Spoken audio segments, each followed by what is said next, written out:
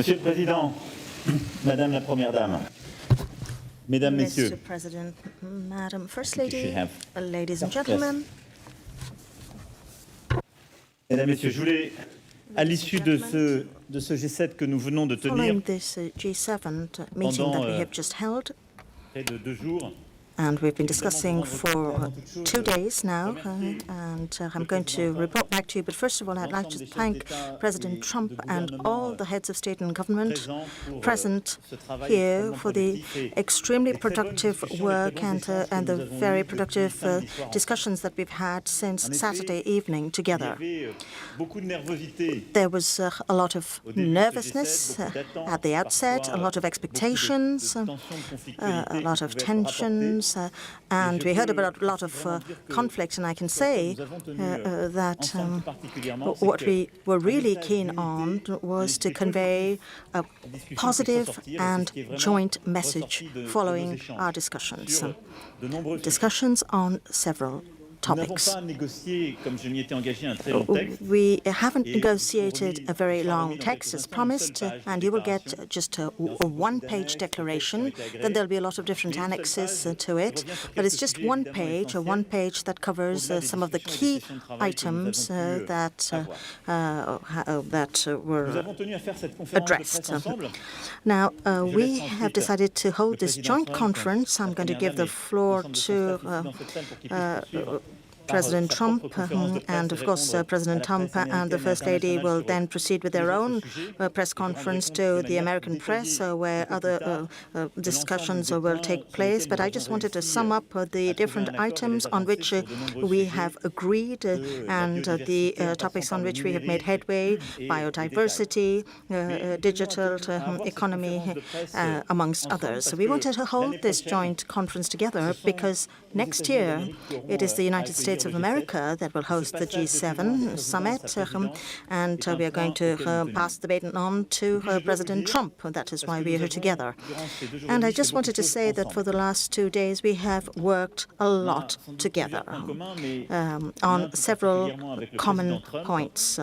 Well, we have a lot of things in common, but one thing we have in common with President Trump is they don't like to waste our time, and we like to achieve concrete results and to provide momentum to the work. And as soon as President Trump arrived with the one-to-one lunch that we had together, and I think that those are the most productive and interesting conversations that we've had together.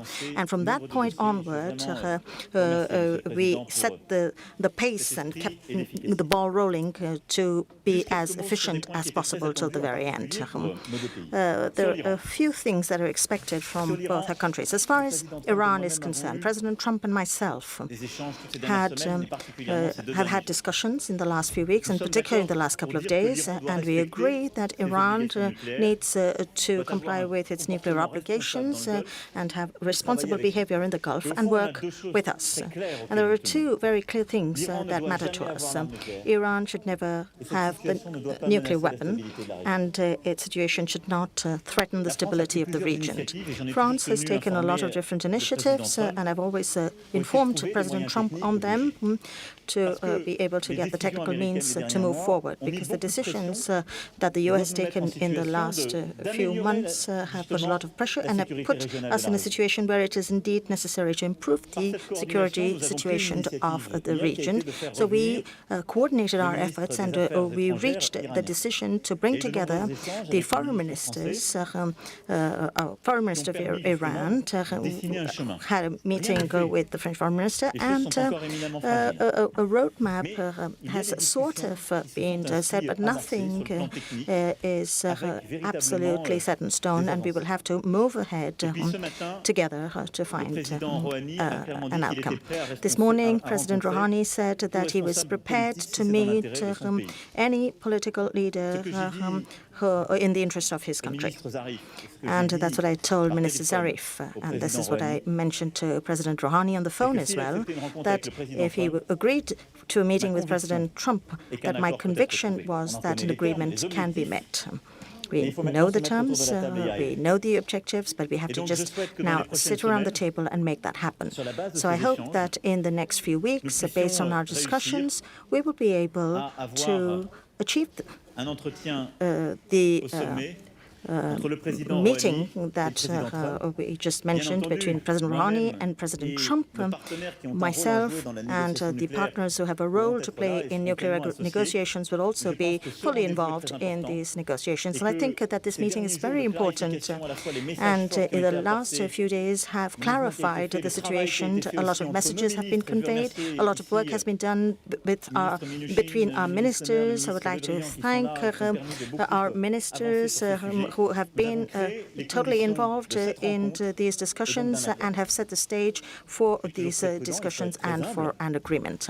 Of course, I want to be very cautious and very modest, but I think that this is going to lead to putting an end to escalation and reaching a suitable solution. So the discussions that we had on Saturday afternoon and Saturday dinner have been very fruitful, and our purpose is to ensure the stability of the region. The idea is to make sure that Iran doesn't get the nuclear weapon and have more visibility in the long term. As far as trade is concerned, we've also shared a lot of analysis and a lot of observations. Later on, I'll go into the details of that. But I think we can say that our discussions have clarified what is legitimate and what the United States feels is an unfair situation. We have international rules that govern international trade. And in this one-page document, we said that it is very good to have a single organization that governs international trade. But so far, this collective body has not been very efficient in raising trade barriers. It has not been efficient enough in solving problems when they occurred. It has not been efficient enough in protecting the intellectual property of our industries. Discussions are underway currently, in particular between President Trump and President Xi. And we have seen, even in just the recent, very recent past, that an agreement can be reached. So we want to reaffirm our desire to change the rules that govern international trade and revamp them so that no one is dealt with unfairly, so that our workers are protected and so that the situation of the past is put to an end. And this is something that we need to work on together. Now, there was a lot of nervousness because of misunderstanding, because some very powerful economic players could have said, what about this digital tax that France has imposed? Well, we have reached a very good agreement, and once again, the solid work that has been done upstream by our ministers has really helped us to make progress. In our economies, we have very unfair situations where some players don't pay taxes. So there is unfair competition with other players. And it is these large multinational players that don't pay taxes, which leads to significant instability on the economic front. Is this fair? It is not fair.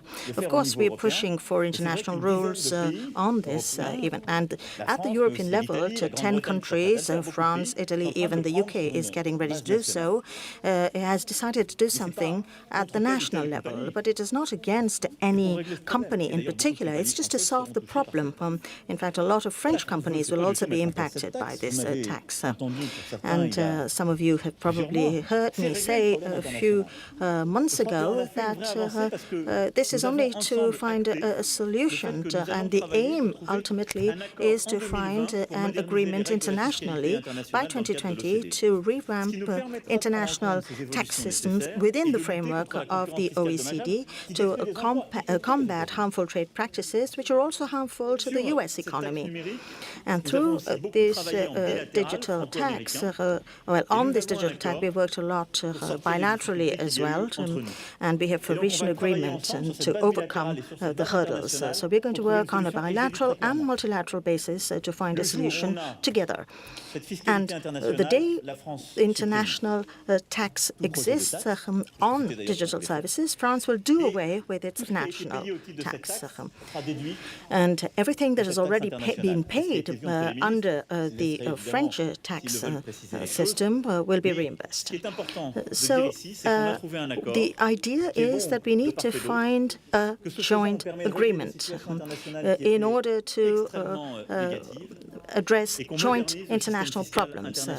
And the situation right now is very negative, and the international tax system definitely needs to be modernized. And I think we will work together in a spirit of cooperation on this.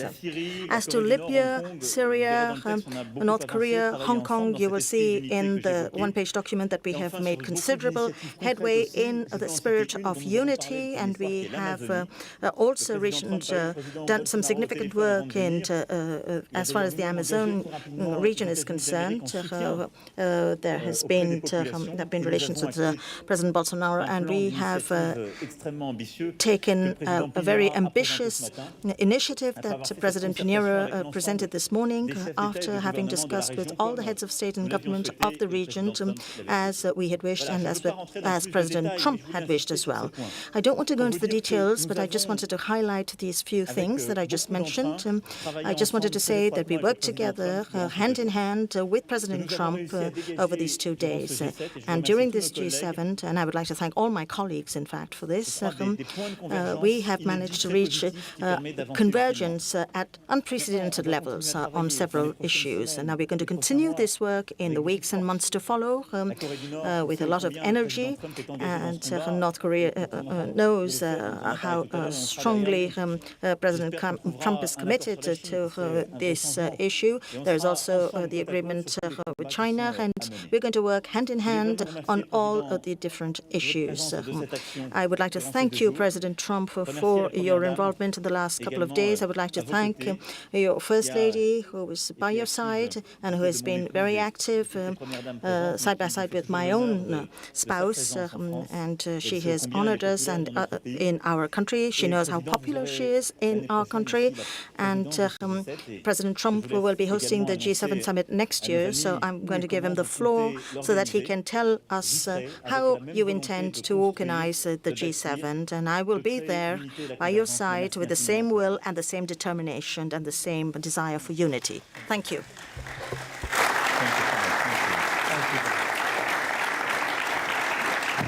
Well, I want to thank you very much, and I think more importantly than anything, I wanted to come up here to say that because the job that President Macron and your wife, by the way, who is a great lady, Bridget, would like to thank Bridget.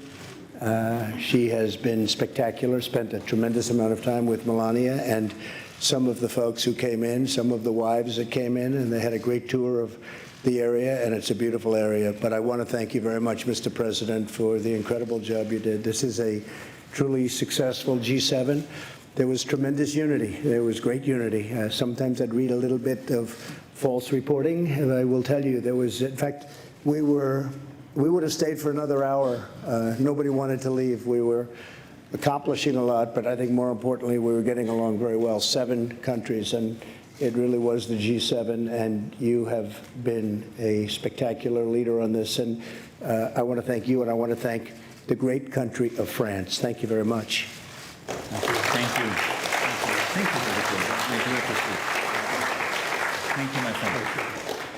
And with that, I think, excuse me, I was, go ahead, let's go. No, I just wanted to say we will take 2 questions from each side. Afterwards, I will say goodbye to my friend President Trump. I will leave the room in order for you to follow up with your If you'd like, we could do 2 each, and then we'll both leave the room. Would you prefer that, or would you prefer I just don't want to have the President of France standing here while I'm answering these absolutely wonderful questions, okay? So why don't we start with a question for France? These 4 questions are about G7 and U.S.-Franco relations. And Emmanuel's going to have his own press conference after this. Exactly. So that'll be fine. Go ahead. To France, John. To France. Thank you, Margot. Of course, they are the host country. They should go first.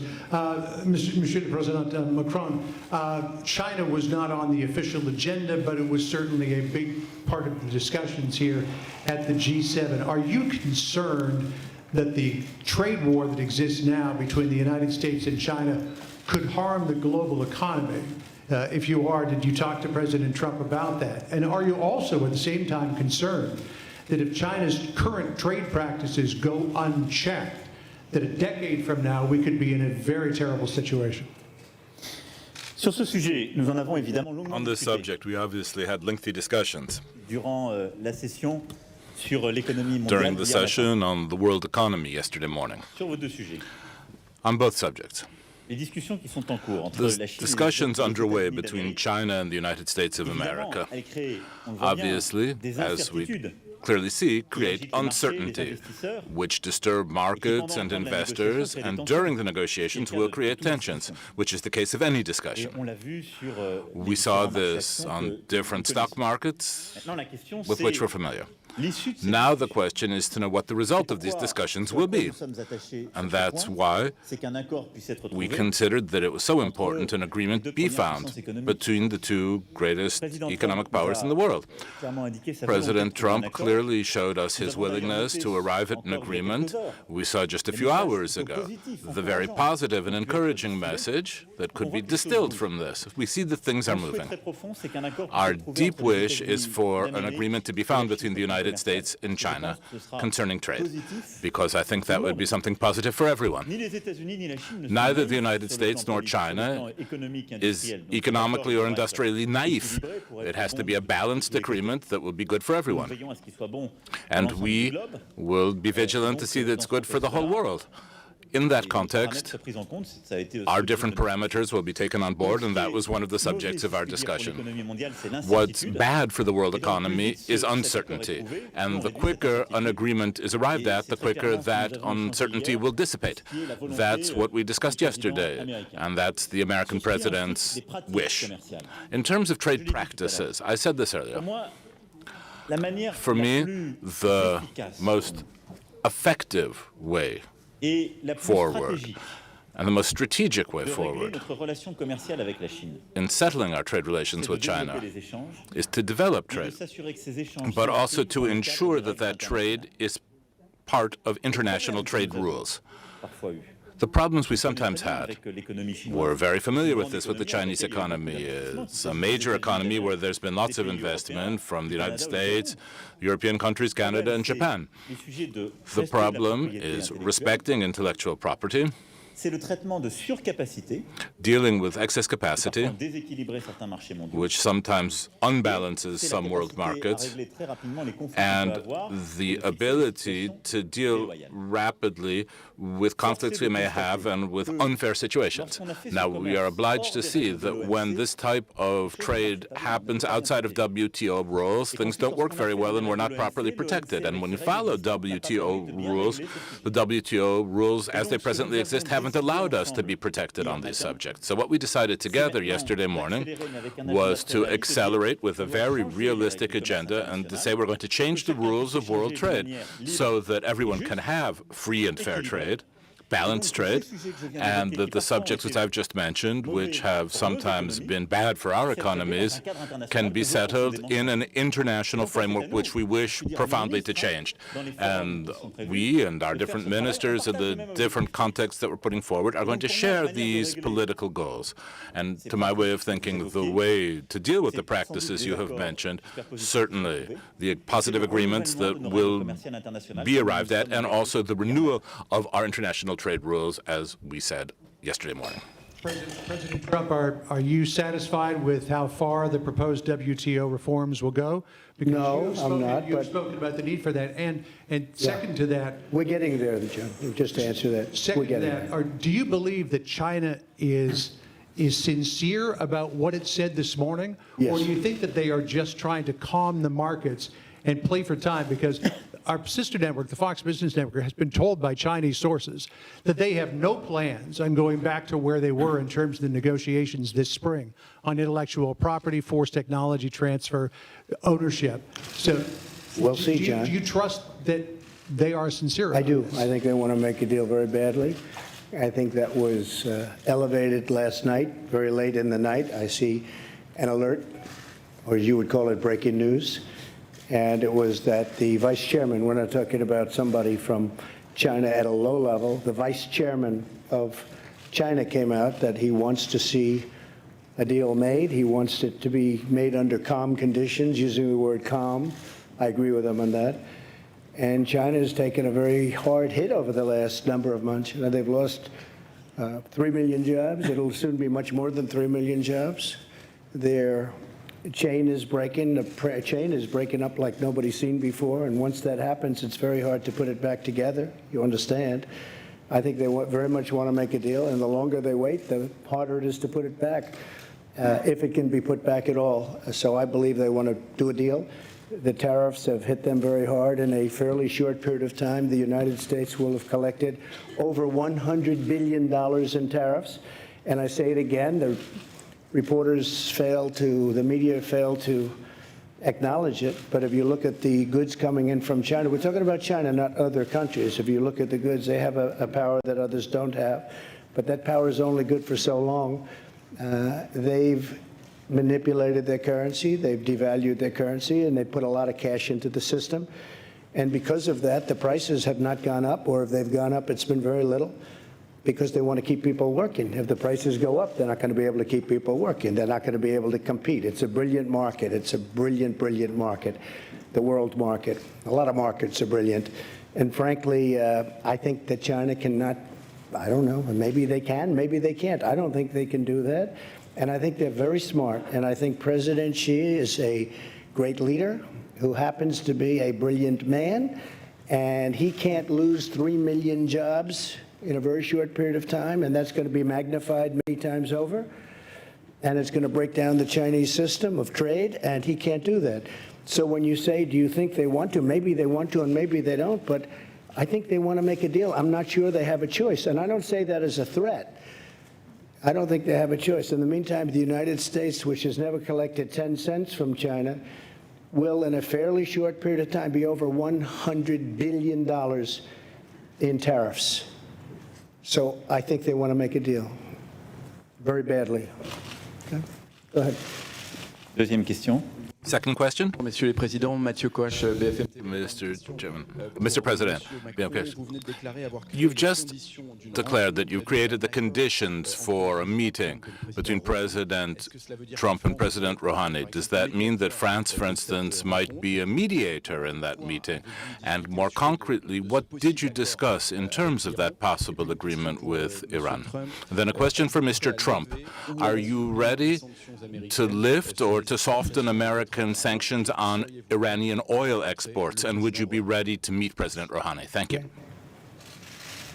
Sur la première question. On the first question, Les termes de la discussion. the terms of the discussion are quite simple.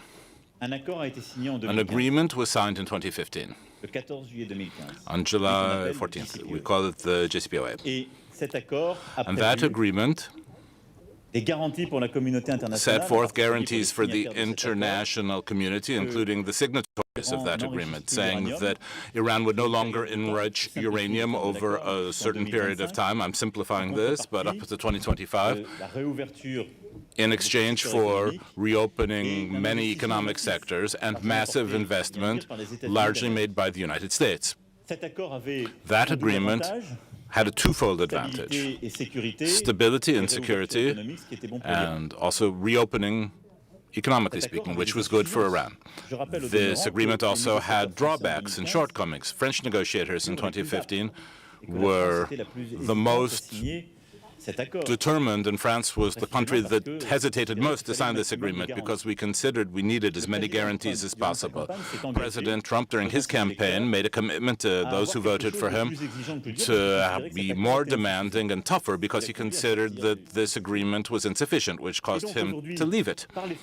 Today, because of the sanctions made by President Trump, the Iranian economy is having serious consequences and a serious slowdown. And that situation very clearly is the aspect, we might say the positive side of things, from one standpoint, is creating pressure and therefore the necessary conditions to improve the terms of an agreement. On the other hand, it's leading to reactions in Iran who are saying, well, we've signed this agreement, but those who have signed it are not respecting its terms, and so starting symbolically to enrich uranium, and they risk that they're going to go further still and leave the GPCOA.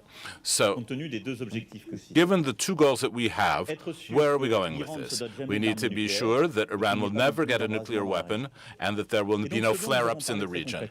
And so what we discussed very concretely was to see how we could improve very considerably, or really, in fact, build a new nuclear agreement with Iran. President Trump was very clear, saying that we would need a much longer time frame for it, that there needed to be surveillance of many more sites, and this is how we can build a much further reaching agreement in terms of our security demands. And on the other hand, we need to convince the Iranians to go in that direction, and we can do that if we give them economic compensation of some form. If we make some movement in terms of lines of credit or reopening certain economic sectors. I can't tell you today publicly more about this because anything I will tell you in detail will jeopardize the conversations we're going to have. But this is basically what we're discussing. On the basis of our initiative, there's also a Japanese initiative. I'm talking in total transparency with the president, but we agreed on a strategic goal, and I want us to go further in this framework and to make proposals.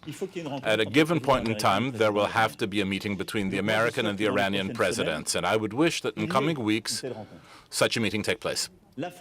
France will play a role together with the other signatories who are our partners in the GPCOA. But after that, we'll need to create the necessary conditions, because we'll have the necessary visibility for this agreement to be signed and sealed, and for this meeting between the two presidents to take place. So I would rather talk about concerted initiatives and exchanges rather than mediation, because at the end of the day, we have constant exchanges with President Trump. I share his goals. Sometimes we say we don't agree on methods, but I want to get there. I want to have an agreement. And I think there's been a true change. This morning, President Rouhani showed himself to be open to this meeting happening. And President Trump has been saying for weeks that he's being demanding, he's being tough, he's put forward sanctions, but I'm ready to have a meeting to make a deal. And I think that we're making progress. I want this meeting to happen, and I want there to be an agreement between the United States and Iran. And France will play the role it is meant to play together with the United Kingdom, with Germany, and all of the other signatory powers and the permanent members of the Security Council. Iran is a country that is not the same country that it was 2.5 years ago when I came into office. Iran was the #1 state of terror throughout the world. There were 18 sites of confliction in my first week when I spoke with the folks at the Pentagon, including lots of generals and lots of other military experts. 18 sites of confliction, meaning 18 sites of big problems. Every one of them was backed by Iran, or in some cases actually using Iranian soldiers, but at a minimum Iranian wealth, much of it given in the ridiculous deal where they were given $150 billion plus $1.8 billion in cash, and they used that money for some bad purposes. With that being said, I think that Iran is a country of tremendous potential. We're not looking for leadership change. We're not looking for that kind of change. This country has been through that many times before. That doesn't work. We're looking for no nuclear weapons, no ballistic missiles, and a longer period of time. Very simple. We can have it done in a very short period of time. And I really believe that Iran can be a great nation. I'd like to see that happen. But they can't have nuclear weapons. Okay? Thank you. Excuse me? Would you agree to meet with Mr. Rouhani? If the circumstances were correct or the right, I would certainly agree to that. But in the meantime, they have to be good players. You understand what that means? And they can't do what they were saying they're going to do, because if they do that, they're going to be met with really very violent force. We have no choice. So I think they're going to be good. I really think they'd like to. And by the way, President Macron told me every step that he was making yesterday. A lot of you said, oh, he came in. He told me long before he came in what was happening, I didn't think it was appropriate to meet yesterday, too soon, and things have to be worked out first. But President Macron told me exactly what was happening, who was coming, what time they were coming, where they were going to meet. And after the meeting, he told me exactly what happened. And I think he had a very positive meeting. Prime Minister Abe of Japan, also a large purchaser of oil from Iran, he was also very much involved. And, you know, look, he knows everybody there, so he was a very, very positive force. But I have to tell you, the president's done an excellent job, and we're going to see how it all turns out. Maybe it works, maybe it doesn't. I say it all the time about everything. Maybe it works, and maybe it doesn't. But I'll tell you what, we made a ridiculous deal. We gave him $150 billion, gave him $1.8 billion, and we got nothing. We got nothing. And by the way, that agreement was so short-term that it expires in a very short period of time. With a country, you don't make a deal that short. Countries last for long times, and you don't do short-term deals, especially when you're paying that kind of money. So I have good feelings about Iran. I have good feelings that it'll work. I know many Iranians living in New York City. I have many friends from Iran. They're incredible people, incredible people. So the last thing I'd like to see is a big problem, but we have to do what we have to do, okay? Go ahead, please. No, you first. Go ahead. No, go ahead, yes. Thank you. President Macron, did you seek President Trump's permission before you invited Foreign Minister Zarif, or did you simply inform him that he was coming? Thanks for this very precise question. But to be very clear, and we are part of JCPOA. We decided to remain in this deal. So we are very much interested by the situation as a sovereign country. That's why we want the different parties to move. On the other side, as President Trump made it very clear over the summer, we never spoke on behalf of other countries. We just tested some solutions and to see if we can find an agreement with different countries. So we took an initiative this summer to make a proposal, a technical one. I got the reaction from Iran through President Zarif's visit on Friday morning in Paris. After the discussion we had at the G7 dinner on Saturday evening, I thought that it was very clear about where we can go together. So the day after, I decided to invite, as friends, Minister Zarif. So I informed, before making it, I informed President Trump that it was my idea not to involve the United States, not to say this is on behalf of you, of everybody, but to say, as friends, I think it would be a good idea to ask him to go back and try to negotiate something separately. So I did it on my own. I informed, before making it, President Trump. He was informed at each minute about the situation. And the idea for me was, in case of structural move and important move on appropriate solutions, perhaps to have meetings between ministers, not at President Trump's level, because President Trump's level is President Rouhani. So this is my precise answer. This is a French initiative, but made by a clear information of the US President before, information as well of the three Europeans, and each time I informed President Trump in order to monitor the situation and to appreciate together if something more was adapted. I have to say the JCPOA was a bad deal, should not have been entered into. A lot of things could have happened that would have been much different. They're allowed to test ballistic missiles. You're not allowed to go to various sites to check. And some of those sites are the most obvious sites for the creation or the making of nuclear weapons. And those things have to be changed, and other things have to be changed. And I will tell you, I have very good feelings about it. I think that we're going to do something. It may not be immediately, but I think ultimately we're going to do something. As I said, Iran is a much different country than it was 2.5 years ago. And we can get that back, and I'd encourage it. I actually had friends years ago, many years ago, they were in the real estate business, and they were in Iran, and they were building houses and building housing and building office buildings and apartment houses, and they did very well. They made a lot of money, and to this day, they're not exactly the youngest developers anymore, but I tell you, they were young when they went over there. They made a lot of money, and they loved the people, and they loved what was going on. And it's a country with tremendous potential. I also say that, by the way, with respect to North Korea. Kim Jong-un, who I've gotten to know extremely well, First Lady has gotten to know Kim Jong-un, and I think she'd agree with me. He is a man with a country that has tremendous potential. You're in between China, Russia, and South Korea. People want to get to South Korea. They got to get there somehow, and if they're going to do anything other than essentially fly, they want to go through. So railroads and everything else, so many things want to happen there. I think that North Korea has tremendous economic potential, and I think that Kim Jong-un sees that. He would be the leader, and I think he sees the tremendous potential that it's got. With respect to Iran, same thing. Iran is incredible people, an incredible country potentially, location that's a little rough neighborhood, but eventually it's going to be a beautiful neighborhood.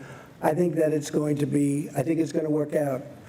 And I really believe that those countries that went into the original deal, that more and more are agreeing with what I did. But I think those countries are going to be saying thank you someday. I hope they're going to be saying, including France, including the president, because I think we did the right thing. I know we did the right thing. If for no other reason, it's just too short. It's almost expiring, if you think about it.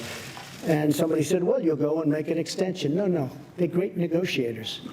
Look at what they did to get the deal.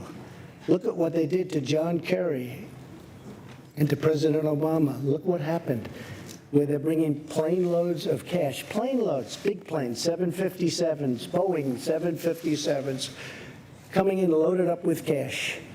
What kind of a deal is that? So I think a lot of good things are going to happen. And I just want to say this because I've spoken a lot with the president this last 2.5 days. We've never had a better relationship. We had a lunch that lasted for quite a while that many of you got to see. It was the two of us. No staff, no anything. He wasn't trying to impress his people. I wasn't trying to impress his people. We were just trying to impress each other. And I'll tell you what, it was the best period of time we've ever had. And we accomplished a lot. I don't mean just, gee whiz, wasn't that nice? He's a very capable man. He's doing a great job for France. He did an incredible job for the G7, and I just want to thank you. And you go ahead to your news conference, and very special. This was a very special, very unified 2.5 days, and I want to thank you for it. Thank you. Thank you. Thank you.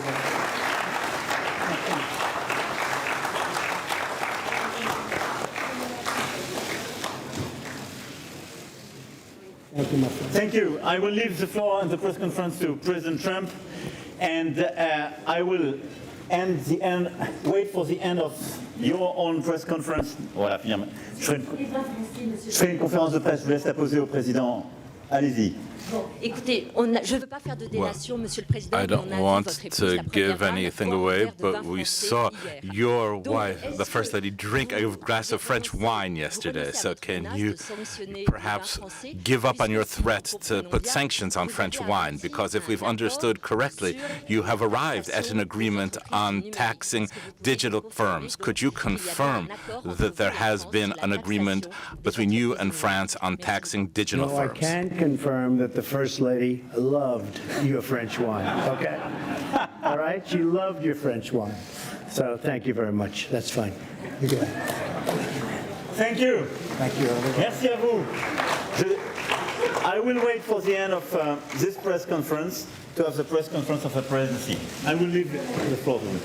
Thank you. Thank you. Thank you. Good job. This is worse than you are. I can't believe it. Jonathan. Come on up.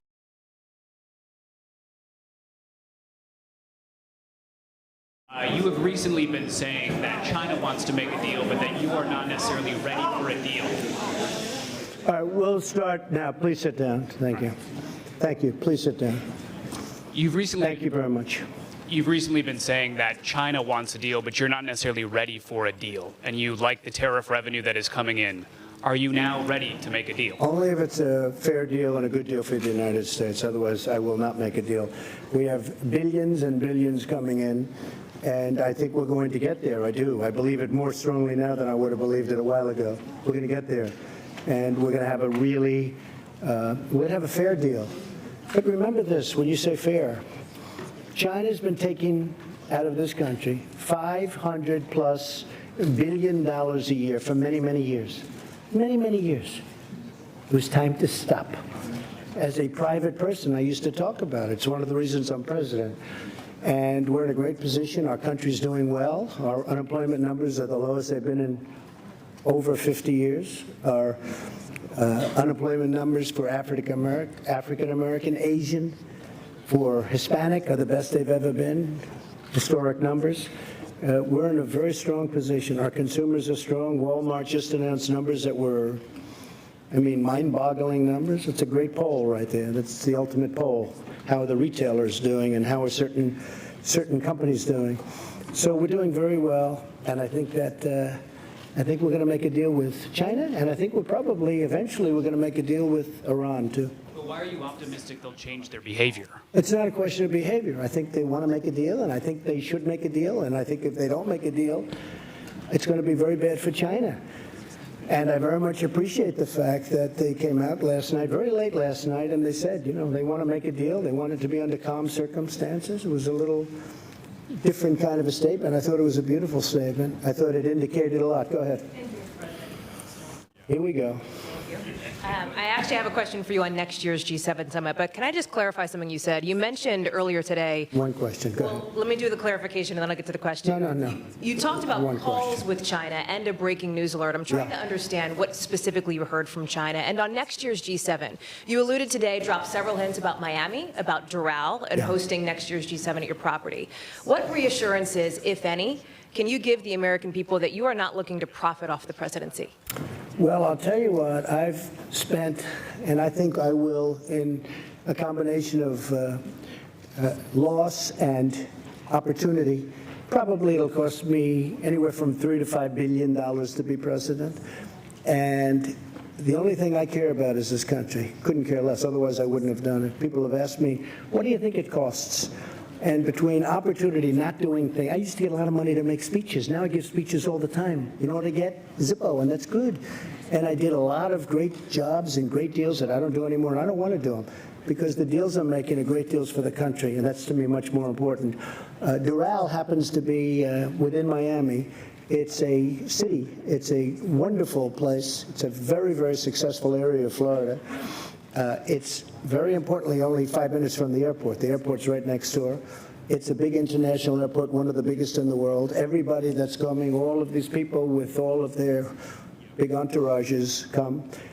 It's set up so, and by the way, my people looked at 12 sites, all good, but some were 2 hours from an airport, some were 4 hours from, it was so far away. Some didn't allow this, or they didn't allow that. With Doral, we have a series of magnificent buildings. We call them bungalows.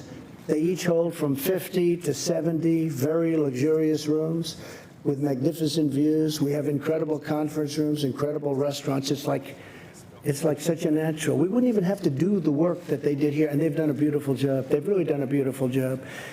And what we have also is Miami. And we have many hundreds of acres, so that in terms of parking, in terms of all of the things that you need, the ballrooms are among the biggest in Florida and the best. It's brand new, and they want that. My people wanted it. From my standpoint, I'm not going to make any money. In my opinion, I'm not going to make any money. I don't want to make money. I don't care about making money. If I want to make money, I wouldn't worry about $3 billion to $5 billion, because that's what, I mean, at some point I'm going to detail that, and we'll show. But I think it's just a great place to be. I think having it in Miami is fantastic, really fantastic. Having it at that particular place because of the way it's set up. Each country can have their own villa or their own bungalow. And the bungalows, when I say, they have a lot of units in them. So I think it just works out well. And when my people came back, they took tours. They went to different places. I won't mention places, but you'll have a list because they're going to give a presentation on it fairly soon. They went to places all over the country. And they came back and they said, this is where we'd like to be. Now, we had military people doing it. We had Secret Service people doing it. We had people that really understand what it's about. It's not about me. It's about getting the right location. I think it's very important. Jonathan? About the ethics, like you're trying to boost your own brand. No, not at all. Go ahead, Jonathan. Thank you, Mr. President. President Macron said he'd like to see talks between you and President Rouhani within weeks. Does that sound realistic to you? Could you see yourself in talks with the Iranians within weeks? Well, it does. I don't know the gentleman. I think I know him a little bit just by watching over the last number of years what's happened. Tell you one thing, he's a great negotiator. But I think he's going to want to meet. I think Iran wants to get this situation straightened out. Now, is that based on fact or based on gut? That's based on gut. But they want to get their situation straightened out, Jonathen. And they're really hurting badly. Their inflation, as you know, because I saw you reporting on it, their inflation is through the roof. Their economy is tanked entirely. The sanctions are absolutely hurting them horribly. I don't want to see that. I don't want to see that. They're great people. I don't want to see that. But we can't let them have a nuclear weapon. Can't let it happen. So I think that there's a really good chance that we would meet. Jeff, please. Thank you, Mr. President. Another follow-up from what the President of France said. He said that there might be a need for compensation to Iran. Would you, given all of the criticism you've made of the JCPOA and the money that they got, be open to giving Iran compensation if it met some of the criteria that you laid out? What he's talking in terms of compensation is they are out of money. And they need a short-term letter of credit or loan. No, we're not paying. We don't pay. But they may need some money to get them over a very rough patch. And if they do need money, certainly, and would be secured by oil, which to me is great security. And they have a lot of oil, but it's secured by oil. So we're really talking about a letter of credit type facility. From the U.S. or from it would be from numerous countries. In numerous countries. And it comes back. It would expire. It would be paid back immediately. And very quickly. Yes, go ahead, please. Go ahead. Yes. Thank you very much, Mr. President. Now it's Aoyama with the Asahi Shimbun, a Japanese newspaper. Good. Now just left. Now the Your Prime Minister, Abe. Good man. Great man. Okay, and now the U.S. and Japan have an agreement in principle, which you said is a tremendous trade deal for the United States. So and for Japan, I would say. So are you still considering imposing Section 232 tariffs on Japan's auto exports to the United States on national security grounds? Not at this moment, no. Not at this moment. Well, it's one of the reasons we made the deal, but no, not at this moment. It's something I could do at a later date if I wanted to, but we're not looking at that. We just want to be treated fairly. You know, Japan has had a tremendous trade surplus with the United States for many, many years, long before I came here. And I'll tell you something, we're transforming our country. We're taking these horrible, one-sided, foolish, very dumb, stupid, if you'd like to use that word, because it's so descriptive. We're taking these trade deals that are so bad, and we're making good, solid deals out of them. And that's transforming our country. That will be transformative and very exciting, I think, for our country. Very, very exciting. Please, go ahead. Go ahead. Very, very exciting. Please, go ahead. Go ahead.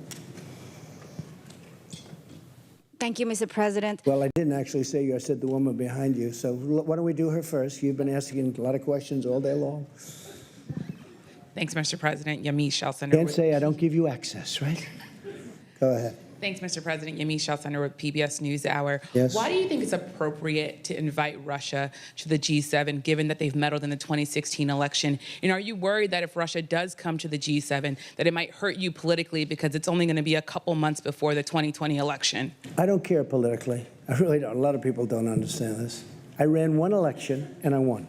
Happened to be for president. I don't care politically. I'm going to run another election. I think I'm winning based on polls that we see.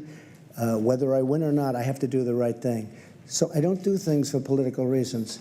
Is it good? Probably not. Maybe it is. I mean, a lot of people are smart. A lot of people say having Russia, which is a power, having them inside the room is better than having them outside the room. By the way, there were numerous people during the G7 that felt that way. And we didn't take a vote or anything, but we did discuss it. My inclination is to say, yes, they should be in. They were, really, it was a President Obama. I'm not blaming him, but a lot of bad things happened with President Putin and President Obama.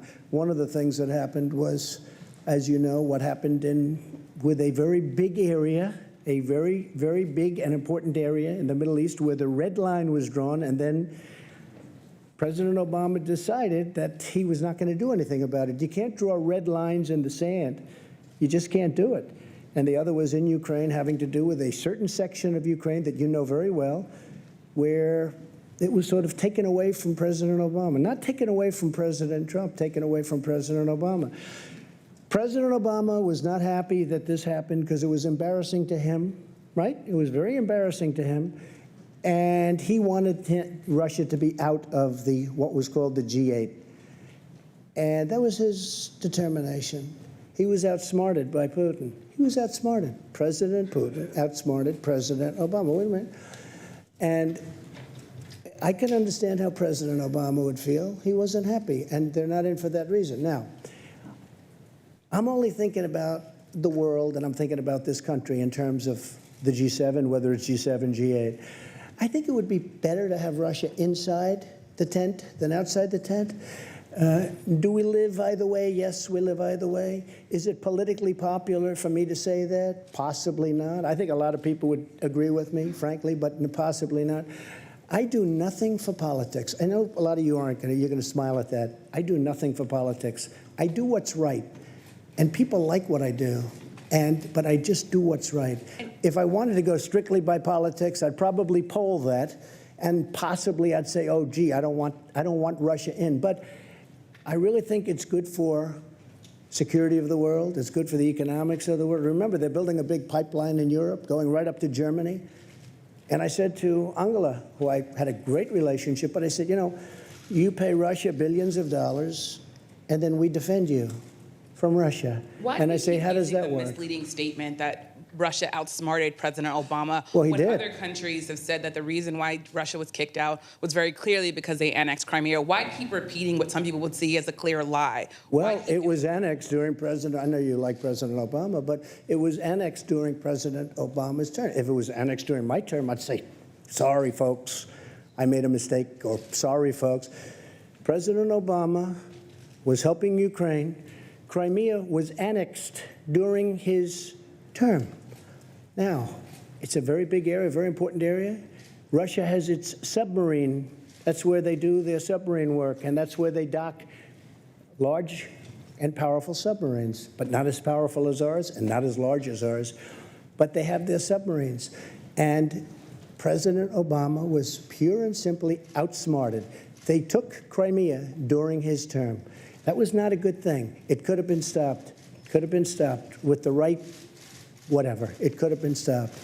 But President Obama was unable to stop it, and it's too bad. Go ahead.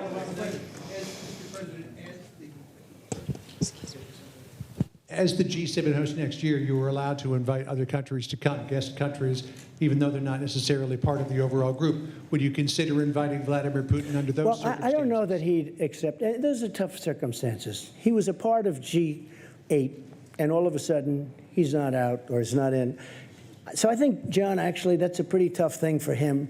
You know, he's a proud person. Would I invite him? I would certainly invite him. Whether or not he could come psychologically, I think that's a tough thing for him to do. You have a G8, now it's a G7, and you invite the person that was thrown out really by President Obama, and really because he got outsmarted. President Obama, pure and simple. And don't forget, it was not just Crimea. It was the red line in the sand. And Obama said, never violate the red line in the sand. And then they went ahead and they killed many children with gas. It was terrible.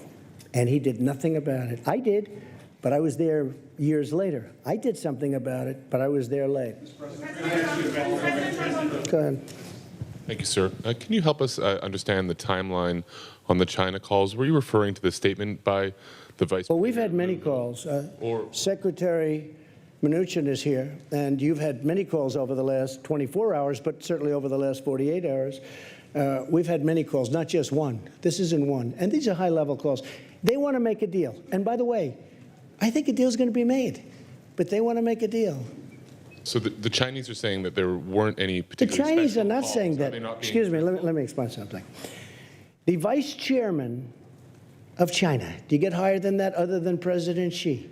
The vice president, the vice chairman, it's like the vice president, the vice chairman made the statement that he wants to make a deal, that he wants to see a calm atmosphere. He wants it all to happen. That says it there. I don't have to talk about, you folks were reporting before, well, we can't find any phone call. He released a statement. I didn't release it. He released a statement.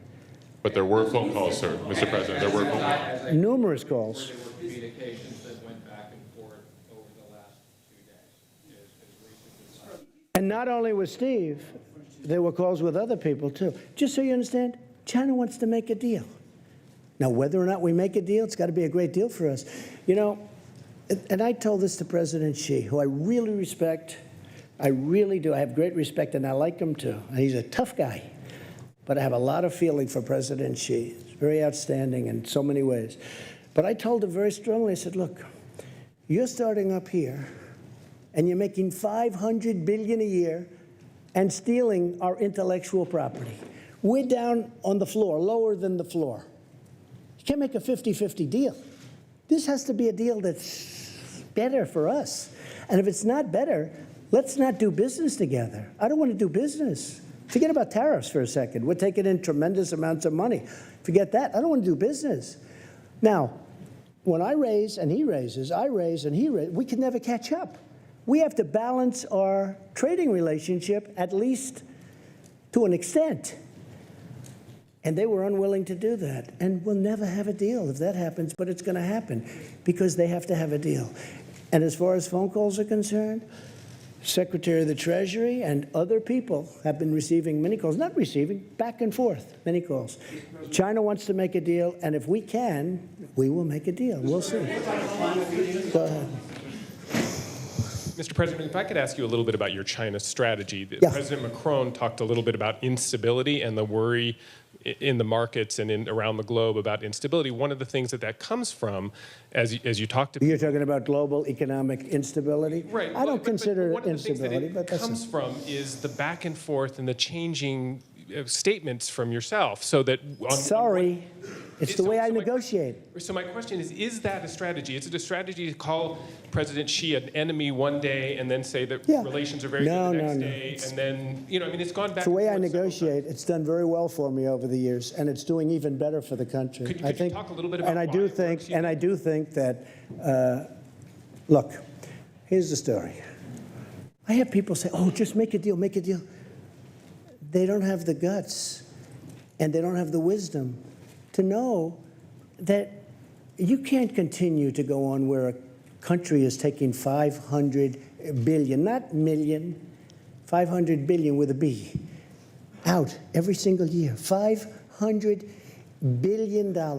You just can't do that. Somebody had to do this. This should have been done by President Obama. It should have been done, and Biden, Sleepy Joe. It should have been done by other people. It should have been done by Bush. It should have been done by Clinton. Double Bush. It should have been done. I'm doing it. Let me tell you something else. North Korea should have been done a long time ago. I'm doing it. I'm doing a lot of things that I shouldn't have to be doing. Mr. President, can I ask Please. Go ahead, please.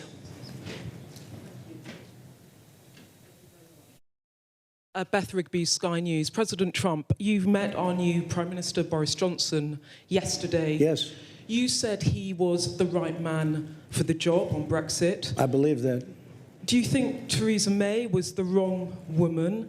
And do you think that Boris Johnson can actually get a deal with the EU before October the 31st? Well, Theresa was unable to do the deal.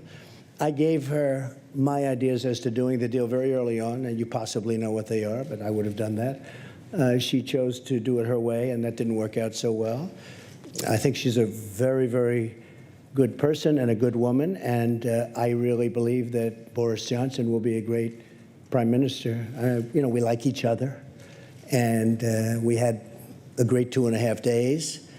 I've been waiting for him to be prime minister for about 6 years. I told him, what took you so long? I think he's going to be a great prime minister, and especially after spending a lot of intense time with him over the last couple of days. He's really he's very smart, he's very strong, and he's very enthusiastic. And you know what else? He loves your country. He really loves your country. That came out maybe more than anything else. Yeah, please. Vicky Young, BBC News. President Trump, Boris Johnson is very keen on a trade deal with the USA. You sound keen on it too. Some of his critics, though, are worried that you're going to do over the UK in that deal to protect American I love the interests. UK. I own great property in the UK. I love the UK. I have no idea how my property is doing because I don't care. But I own Turnberry, and I own in Aberdeen, and I own in Ireland, as you know, Doonbeg, and great stuff. And I'll be honest with you, I think he's going to just do a great job as prime minister. You know, it takes a lot. It's so many different elements to being a great prime minister. And you needed him. I just think his time is right. This is the right time for Boris. This is the right time for Boris. Yeah, please, go ahead. Okay. Go ahead, right here. Say who you're with, please. Robert Peston from ITV in the UK as well. You've obviously had a good few days with President Macron, who you appear to be doing business with, to use your favourite expression. After Brexit, who do you think will be your more important relationship? President Macron, France and the EU, or Boris Johnson, Prime Minister of the United Kingdom? I think we're going to have just, look, France is a great nation. It's being run. A lot of things are happening. You know, it's not easy what he's doing. He's changing certain ways. It's a very hard thing to do. I won't get into it. I'm going to let him sell his ideas, but a lot of people don't disagree with his ideas. But it's a very hard thing to do. If you're a great citizen of France, you love your country, but you want to do the way you've been doing it for a long time. But maybe that's not working, and maybe they have to do what he has to do. I think he's going to do a fantastic job, but it's very tough for him. I know how tough it is for him. He's been having a hard time, and nobody would have an easy time. But I do believe he's doing the right thing. Boris is different. It's a different kind of a deal. Boris has to try and do something with Brexit. It's very tough. I deal with the EU. The EU that's a very, very strong group of people. They have their ideas, and they're not easy to deal with, I will tell you. We're very close to making a deal, by the way, with the EU. I have to say this. We made a great deal with Japan, and we're very close to maybe making a deal with the EU because they don't want tariffs. It's very simple. They don't want to tax cars. Mercedes-Benz, BMW, they don't need a 20% or a 25% tax. But we're very close. I think we're going to make a deal with the EU without having to go that route. I may have to go that route, but maybe not. We're going to have a deal, a really fair deal, but the EU is another one. We've been losing $180 billion a year for many years. That's a lot of money. How much can you take out of the piggy bank, right? But which alliance will be more important, with the EU or with Britain? Both. I don't want to say which. Look, I think we have been with, I guess would start off by saying England, right? You know, I asked Boris, where's England? What's happening with England? They don't use it too much anymore. We talked about it. It was very interesting. But the United Kingdom is a great, incredible place. It's an incredible nation. And it's, you know, been one of our tremendous allies. And another one happens to be Australia. He was here also, Scott. He is fantastic. In fact, we're honoring him in Australia at the White House in a very short period of time. But I think that, excuse me? Will you visit Australia? At some point I will, yeah. At some point I will. Also Germany. Angela asked me to visit Germany. We're going to be doing that too. So I just think they're very different. And they're going to be going at it for a little while, but ultimately probably it works out. They may have to get out. They may not make a deal. The European Union is very tough to make deals with. Very, very tough. Just ask Theresa May. Thank you, Mr. President. Zeke Miller with the Associated Press. I was hoping you could clarify. Last year, you left this summit in Canada feuding with the summit host. This year, things to me seem to be a little bit different. You're talking about unity, had a hug with President Macron on the stage. What is different? And also, as President Macron said, he's passing you the baton now of leading this multilateral institution. You ran on the platform of America First. What is your now that you have a mandate for the international community, what are you going to do with it? Well, we actually had a very good meeting. I had it out with one or two people where we disagreed in terms of concept, but we actually had a pretty good meeting last year. I would say that this was a big step above in terms of unity, in terms of agreement.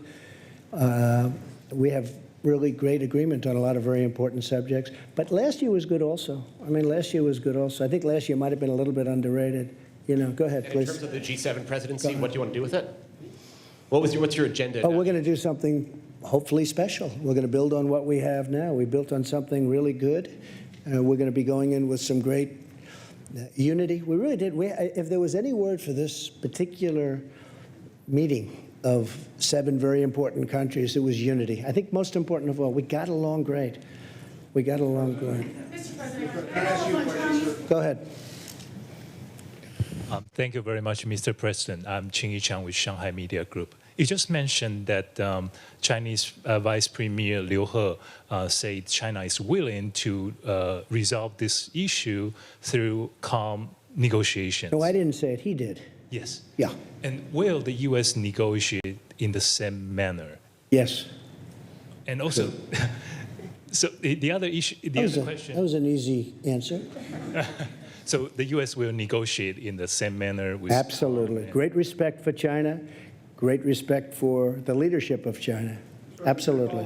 And also the other question is that you say you definitely will invite Putin to join next year's summit. I haven't said that, but I think that having President Putin in what was the G8, he was a member of the G8, and I heard he was a good member of the G8. Having him in, I think, is more of an advantage. I think it's a positive for the world. I think it's a positive for Russia. I think it's a big positive for Russia. And it's something the group is discussing. They are discussing it. But just a few hours ago. People feel very much like me, many people. What? But just a few hours ago, Russian foreign minister saying that it's not their foreign policy pursuit to return G8. What's your reaction? Well, you know, we'll see. I know one thing. If they were invited back, I think they'd be there. If they weren't, that's okay too. I just think they'd be better inside than outside. I mean, as I said before, I really do. I think they'd be an asset. I think it would be a good thing. You know, some of the things, we were going in the room, and yesterday in particular, we were discussing 4 or 5 matters, and Russia was literally involved in all of those 4 or 5 matters. And a few of the people looked up and said, you know, why aren't they here talking to us about it? What are we going to do now? Go home? Take it easy for a day? Although I'm not doing that. I don't take it easy. But what are we're going to go home and start calling them at the end of the week and say, hey, how about this? Could have been in the room. We had numerous things that we were discussing, right? Numerous. We had a lot of things that we were discussing. And it would have been very easy if Russia was in the room. If he was in the room, we could have solved those things. Now they're just in limbo. But I have to say, with all of that, very little in limbo. But somebody will speak to them about some things, and frankly, they're not very complicated. But it would be easier if they were in the room. Thank you so much. Josh, go ahead. Josh. Mr. President, there was a significant talk at the summit about climate change. I know in the past you've harbored some skepticism of a science and climate change. What do you think the world should be doing about climate change, and do you still harbor that skepticism?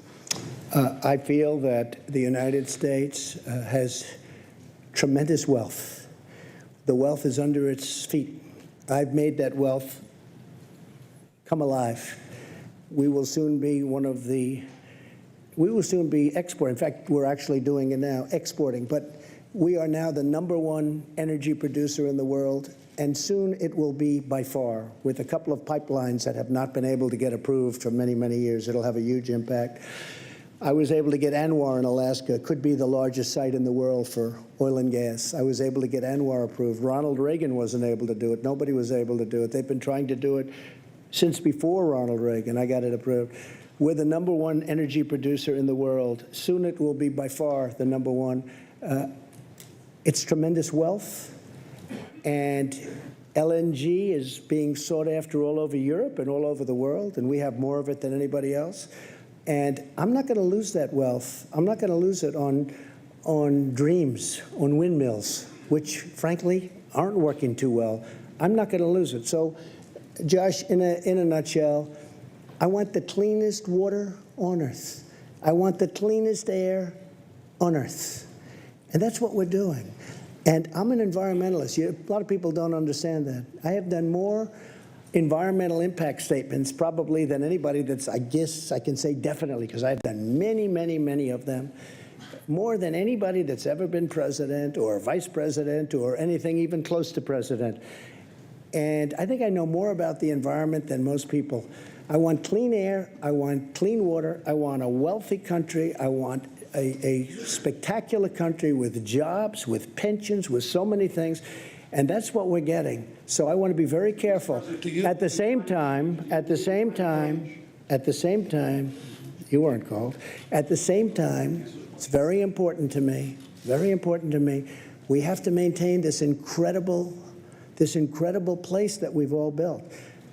We've become a much richer country, and that's a good thing, not a bad thing, because that great wealth allows us to take care of people. We can take care of people that we couldn't have taken care of in the past because of the great wealth. We can't let that wealth be taken away. Clean air, clean water. Thank you very much, everybody. I appreciate it. Thank you. Thank you very much. Climate change, Mr. President. You didn't answer the question as to whether you believe that climate change is happening.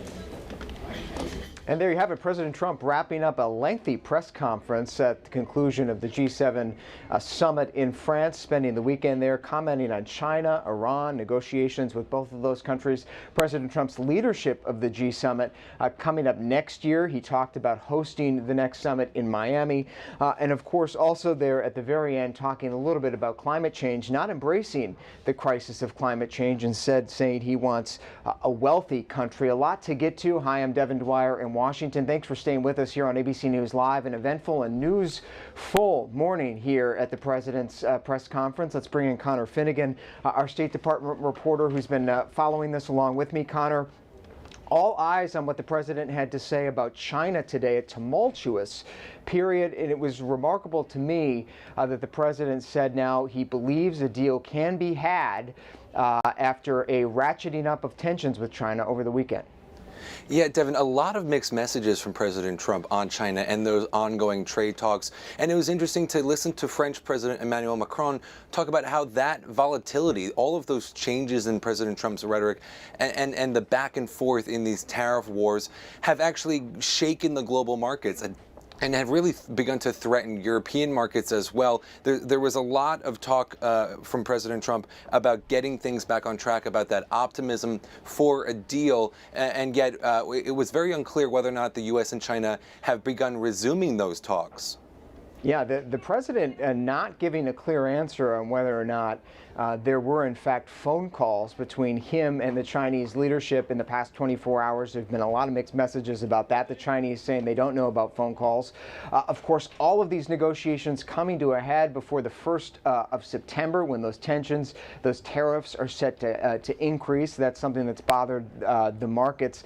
And I was struck, Connor, by the President today giving sort of a glimpse into his strategy, leaning in on this idea of his unpredictable statements, his head-spinning shifts of the past few days. The President said, quite candidly, it's the way I negotiate, it's the way I've always done this.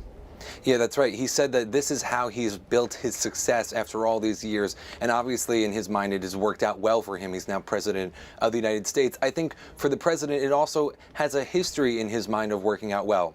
He was able to renegotiate the NAFTA North American Free Trade Agreement with both Canada and Mexico. He was able to renegotiate a trade agreement with South Korea. And just over this past weekend, he reached a deal in principle with Japan. In his mind, that tactic of constantly changing things up has worked out well.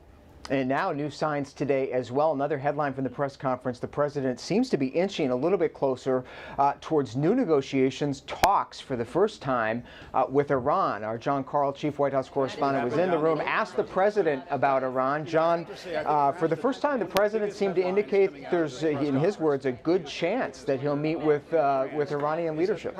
Would not be pinned down on this. Well, this was a very interesting moment. It actually began with President Macron of France, who talked about the surprise visit here during the G7 of the Iranian foreign minister to the southern France. The Iranian foreign minister met with Macron, met with the French foreign minister, and what Macron said here at the joint press conference is that he would like to see talks between President Trump and President Rouhani of Iran, presidential level talks between the United States and Iran, and he said that he would like to see those begin within weeks.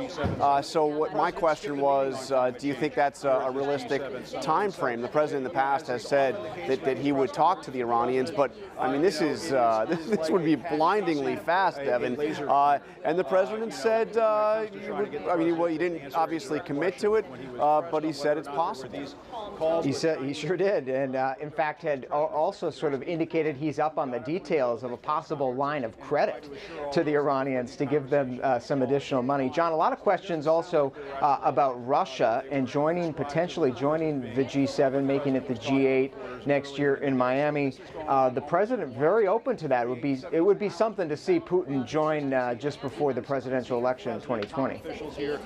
Throughout this G7. Yeah, and let's be clear, Devin. This is something the president has talked about in advance of this meeting. It's something he's talked about while he's here at this meeting. He has said that he has brought it up with his counterparts. He did it at the opening dinner of this summit meeting. But this is a non-starter. Russia is not going to be rejoining the G7 anytime soon. America's allies here have made it clear that they do not think it is appropriate to have Russia here. We've heard that from Boris Johnson, the president's friend, who is now the prime minister of the United Kingdom.